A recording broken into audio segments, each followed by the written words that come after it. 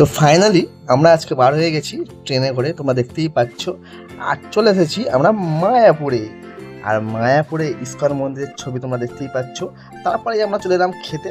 আর এখানে খাওয়া দাওয়ার পর্বের সময় একটুখানি ছবি তুললাম। তারপরে হঠাৎ আমার মেয়ে বায়না করছে এটা কিনবো সেটা কিনবো, আর ওরা রিলও করছে, দেখতেই পাচ্ছ। আমিও মেয়েকে নিয়ে কিনতে পারবো বলে ঘোরাঘুরি করছিলাম, দেখছিলাম যে কী করা যায়। তারপর দু একটা রিল বানালাম। তারপরে চলে গেলাম কেনাকাটির দোকানে। তারপরে আমার মেয়ে তো ওখান থেকে পেন টেন কিনলো।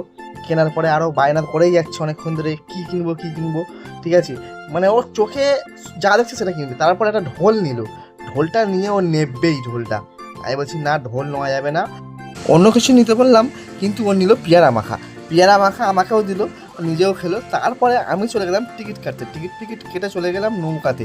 নৌকায় উঠে দু চারটে সেলফি তুললাম, রিলস বানালাম, ভিডিও করলাম তোমাদের জন্য। আর আমার মেয়েও ভিডিও করছিল অনেকক্ষণ ধরে। তারপরে ওপারে চলে গেলাম। ওপারে তো একটা দারুণ জিনিস দেখতেই পাচ্ছ, বাঁশের ব্রিজ বা বাঁশের পোল, দারুণ ব্যাপার। তো দেখা হবে পরের ভিডিওতে, বাই।